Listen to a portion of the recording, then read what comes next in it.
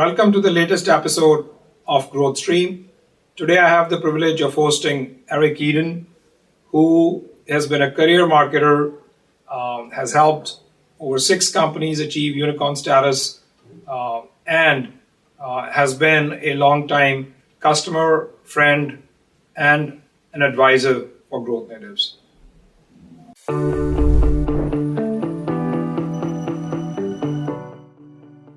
Eric at Growth Natives, and we've had some great times over these years. Whenever we visited India, especially Gurgaon, Delhi, and this being your first time in Chandigarh and your first time in the Growth Natives office and hanging out with the Growth Natives team, I would love to hear from you. What is your take on Chandigarh and the team and the culture that we have built here? Thanks, Taran. It's great to be here. Privilege is really mine. One of the things that you know is that I love to travel. I've been to 60 countries, and I love going around the world and seeing how people live and work differently, because it is very different in every country. It's even different within the U.S., but it's very different as I go around the world and see how people live and work. And the results that come from that are really varied. And so being here in India is fantastic. Over the many years that I've come here, and we worked together on a lot of different projects, supporting many different companies, accomplishing a lot of things that I was really proud to be a part of and work with you and the team on. I just reflect on the fact of the matter is that a lot of people undervalue the hard work, innovation, and the great things in technology that people here in India do. A lot of times people see it as back office work, but the reality is this is really where the rubber meets the road. Really where the results get determined. And really, when people don't have access to great teams like the hundreds of people at Growth Natives, it's very hard to get done the things you need to get done at the quality and in the time frame you need to have them done. So it's really awesome to be here with the teams in person after working with them every day over Zoom and Google Meet and whatnot. It's a different game to be here and to meet people and to get to work with them in person on so many awesome projects. So I really love being here in India. It's a very different culture, but I find everybody here, particularly on the Growth Natives team and the culture you've built, they're hardworking, they're passionate, they want to be successful, and they work really hard towards that. They're very driven, and that passion and the competitive spirit is really inspiring to be around. And it's hard to see that in a lot of companies in the U.S. and other places I travel. It's like that's not necessarily the default culture everywhere. So it's awesome to see that here in Chandigarh in Growth Natives.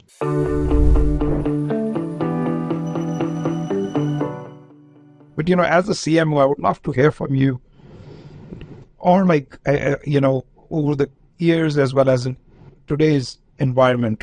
What are the biggest challenges that you feel the CMO faces today? Being a CMO is a really hard job. And I think the average time frame of a CMO engagement is still around 3 years for a B2B CMO. And it's not an easy job because there's a lot of varied things that you need to do to be successful. It's not just one thing. And it really requires collaboration with all of the other teams in a company to be successful, including the entire executive team, driving alignment between your marketing team and the sales team, and really partnering closely with sales to drive towards the results. and then I think it's also really hard to figure out things like how to tell your company's story in an inspiring way. What your company does, the value it offers, it's not as easy as people would think. And then once you're really great at telling that story, demand generation and account-based marketing is really the art and the science of how do you get people to want to spend time with you, to learn about how you can help them, and how do you inspire people to want to spend time with you.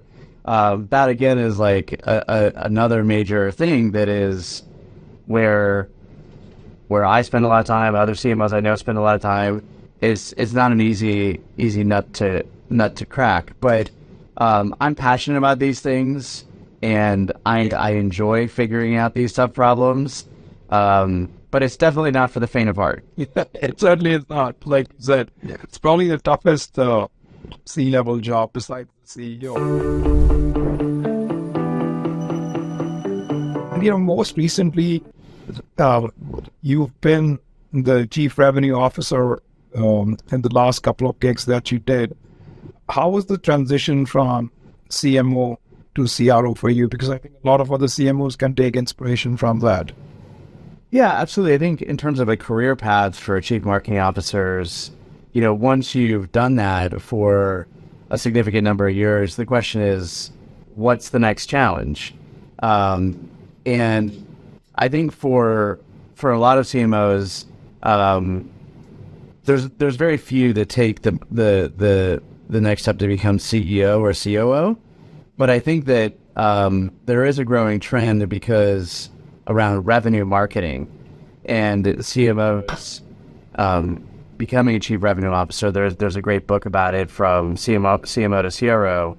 And the one point that book makes that I really agree with is that CMOs tend to manage a lot of different types of skill sets and roles, many more than sales leaders manage. So a lot of CMOs will manage everything from web developers to graphic designers to marketing operations people to analysts to campaign managers to event planners. These are all people with It sounds like everything that we do at Growth. very different jobs and very different skills. So I would say broadly, CMOs have experience managing many more types of roles and skill sets of people than VP of sales do, who mainly manage account executives and SDRs. But even there's a fascinating trend, because a highly debated topic around CMOs these days is a lot of CMOs are even starting to manage the BDR or SDR teams that are in B2B organizations. And myself, I have worked with sales management teams for 20 years, gone to the sales management meetings, partnered with them closely to drive alignment, and even purposely build relationships with sales account executives to get the feedback on what's working in terms of marketing and what's not working. So it is a logical step for me to be able to oversee both sales and marketing. And factually, it's the best way to drive alignment, is if you have one person who's responsible for both. Absolutely. And a lot of people would say, well, the sales leader is proven because they've had the number before. And is it easy for a CEO to say, I'm going to let a CMO own the number? But I think it all comes down to how well you can collaborate with the teams that you're managing, because the idea isn't that you do it all yourself. This is, you're still working with great sales leaders and great sales teams, and can you work with them and get the best out of them? And so I've been fortunate to work with a lot of great teams, a lot of great sales leaders, a lot of great marketing people, and to be able to bring them together is really rewarding and exciting for me. That's wonderful. No, I think, in my view, every CMO has to be revenue focused, irrespective.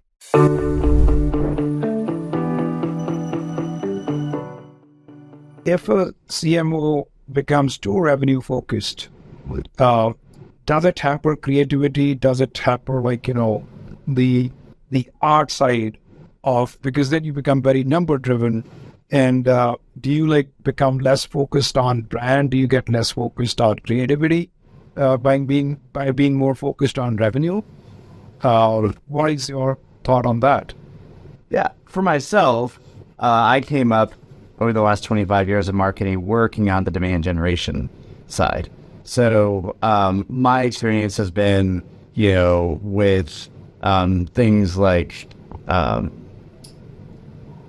driving revenue from a demand generation account-based marketing standpoint has been where my passion has been. As I grew into CMO, I managed the full market organization, and I've been lucky that I've had at just about every company I worked at, I've had awesome leaders that led really great creative teams that have really brought their expertise in terms of the other areas around, branding, but also other areas like product marketing, the art and science of talking about who you are and what you do. Because if you don't have that foundationally, you can't get to the demand generation and the account-based marketing you want, like we talked about. And I think, there's other areas like, PR and more broadly awareness that if you don't have those pieces of it, you can't be successful. So I think it's just about having the right balance. I think being revenue focused means a super majority of your focus is on driving revenue and driving a result for the company and growth. But I do think for different companies, it depends what the exact mix should be. But things like branding and PR and awareness and product marketing should be meaningful percentages, 10, 20, 30%, as a group. And it depends on the situation. Which companies are going through a rebranding in a year on B2B, they may need more focus in certain times, periods. That's great. At B2C companies, I'll just say it too, is at B2C companies, I think that branding and awareness for consumers is more important than in B2B. But I think in B2B, it should be, a majority of the focus, is on revenue. So I feel like the revenue dogma shouldn't be the right. Wonderful.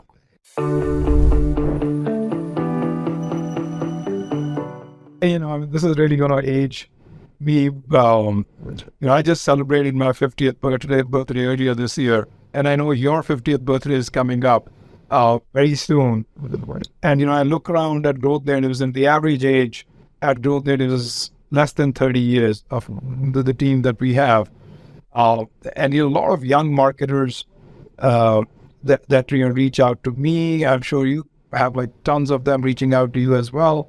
I would love for you to share what would be your advice to all these young marketers that we have at Growth Natives, as well as the world over. What should be their focus, and how do they make themselves more successful at what they're doing?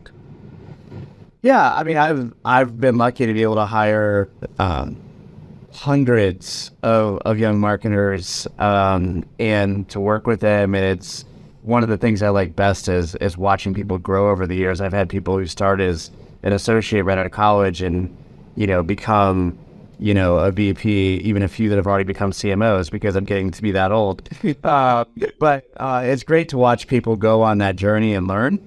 And the thing I'd say is that the advice I give to young folks is marketing is largely about acquiring skills. There's 70 different skills in B2B marketing. And so, think about it every quarter, how can you acquire different skills?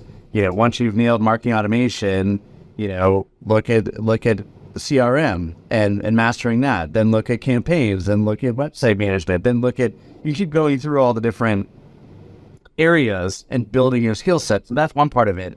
But there's another part of it that is, I think, the attitude that's more important. And people talk about this, with, I'm Gen X, we've had Gen Y, now Gen Z. The philosophy or the attitude towards it. The one thing I've noticed across generations is the most successful marketers are people who have the attitude and the focus that they come out of school. They come out of a school like Stanford, or they come out of any school and they're like, I'm going to be somebody. They are very driven and they aspire to be remarkable. And, a lot of the people who work in, government and government contracting do not aspire to be remarkable. They aspire to do the minimum that they need to do to get by. And so when I look at what does it mean to find people who aspire to be remarkable, it means people like when they go to college, they participate in extracurricular activities. They're not doing the minimum.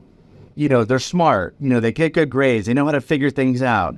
And, the best is, like athletes who are competitive. Those are some of the best people I hire because, they're going to do whatever it takes, to win.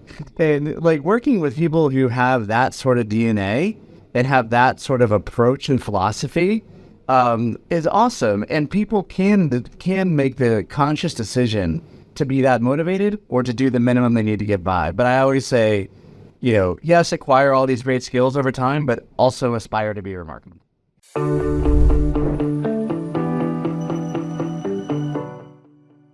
Talked about, that excitement, that everything else that a young marketer needs to have. What excites you today, at the helm of your career? Yeah, I think I have always, over the years, worked at companies that have been venture-backed, private equity-backed. And the thing that gets me excited every day is helping companies grow and achieve their goals. So high growth goals. Jobs where it's sort of maintenance mode, it's cushy, you just need to grow a couple percent. Those aren't for me because that's just like a lot of administravia and bureaucracy. And that doesn't really get me excited. Even if I was making a really good salary, like doing that, and I was living comfortably, it just doesn't really excite me. I get bored. So I like working for high growth companies, and I've had people who worked for me before and said, I can't work in this environment. It's fast moving. It's just chaos. It's stressful. You're a purveyor of chaos. And I'm like, yes, I am, because that's what I love doing. That's how you disrupt things. That's how you grow.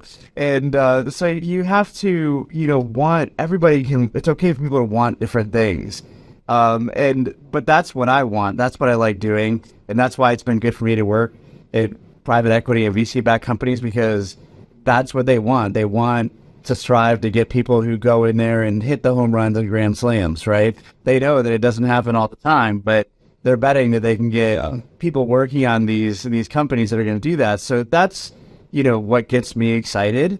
And I think it's important that people think about what gets them excited. And a lot of times I talk to people about this. I'm like, what stage of company do you want to work at? Do you want to work in a Series A company that's like small and scrappy, doesn't have a lot of resources, and you can be guerrilla? You want to work for a Series C or D company that has, raised $50-100 million and they have a lot of resources. You won't be as high impact, but you'll still get to do some cool things because they have a lot of resources. It's a matter of personal preference, but I'll just summarize by saying I really like to work on companies and market initiatives where I can be high impact.